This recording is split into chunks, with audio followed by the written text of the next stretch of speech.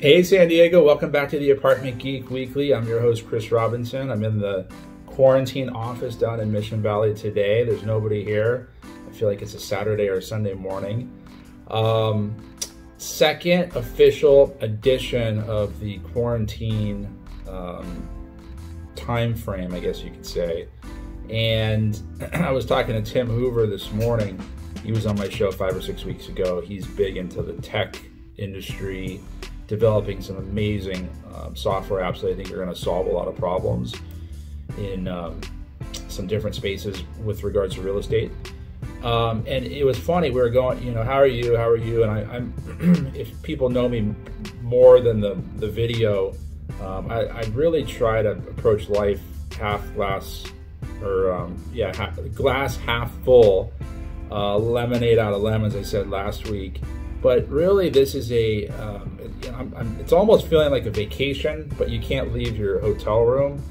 But it's been really nice to kind of rest into not knowing and almost get into a place where you just, everything's kind of slowed down.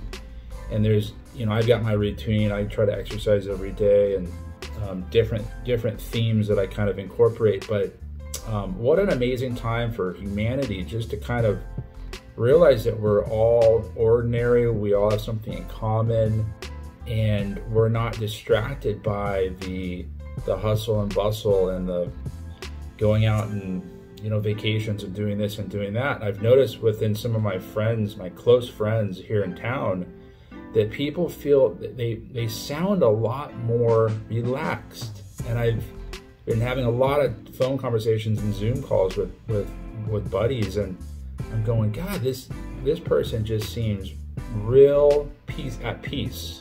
And I think that's really kind of a silver lining of all this pandemic that we're going through. And it also feels like Tim and I were sharing a common insight that it feels like the time between, he said Thanksgiving and Christmas, I said Christmas and New Year's Eve, with this kind of real downtime, looking forward to something around the corner. I think a holiday or a celebratory New Year's Eve is symbolic of kind of the light at the end of the tunnel on this pandemic. So it's the 14th, April 14th. We did a video about 10 days ago, 11, 12 days ago. Collections were about 92% for our portfolio. Everybody I've talked to in this business, this is within like the last 4 or 5 days, has been right around there, about 90 to 95% of collections. So that's April. We kind of expected that. And again, I've sent probably 10 or 12 people some of the paperwork we're using for anybody who can't pay all of the rent right now, and they need to go on some sort of structured, accountable payment structure or payment plan. So reach out if you need that information. And I think it's super helpful. So May, June's gonna get stickier. A little bit more light on the mortgage payment situation. I'm a fan of paying my obligations if I can pay them. So I don't like to cheat the system or try to take advantage of things. But if you've got a mortgage and you're paying 5, 10, 15, 20 grand a month or whatever it is, I would see if you can defer that 100%, even if you don't need it today. We're gonna go into, I think, months of questionable collections. It's gonna get stickier and lighter as far as what we collect or what tenants can pay. So why not pad the bank account? And there are lenders, and most of them, some of them require more paperwork, but if you reach out, then you explain the situation, hopefully you can get a deferral for maybe May and June, or May, June, and July. It'll get tacked onto the back end, not a big deal, and you'll be able to cushion your bank account as we go into some probably pretty thin months. And I've been noticing utilities are higher. So water, sewer is obviously one of the big ones. A lot of people are at home, they're using more water. I get it, it is what it is. But this is a good time to kind of remind your residents or the managers to be environmentally conscious, conserve water. A lot of times for us humans, it's just all we need is a reminder. So it's a good time to remind people to conserve. And we're starting to see maintenance calls come in with things inside units that are broken, whether it's a leaky toilet or something that's interior-wise that's broken in an apartment, and being awkward to get maintenance staff out there. The tenants feel awkward about it. Maybe the plumber or the electrician doesn't want to go into the unit.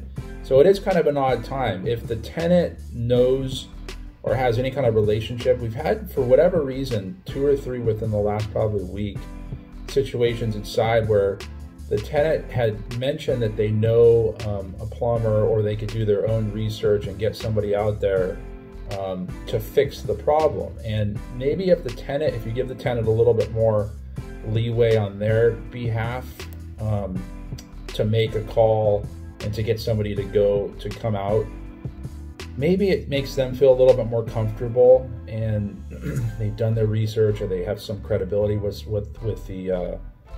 the maintenance person. So that's just an idea. If you have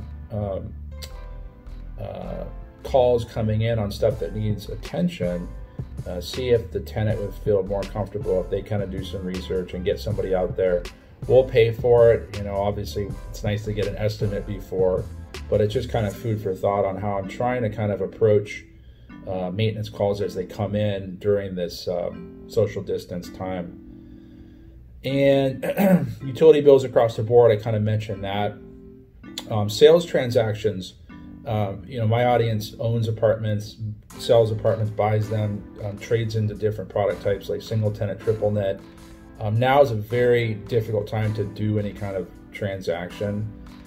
There's no deals out there because the distress hasn't happened and the prices are still what they were pre-COVID. We're starting to see some price reductions, which may be kind of a sign of things to come. But there's definitely a disconnect now between what sellers expect and what a buyer is willing to pay. And in this environment being kind of uncertain and fearful, buyers really are expecting a deal, for lack of better words.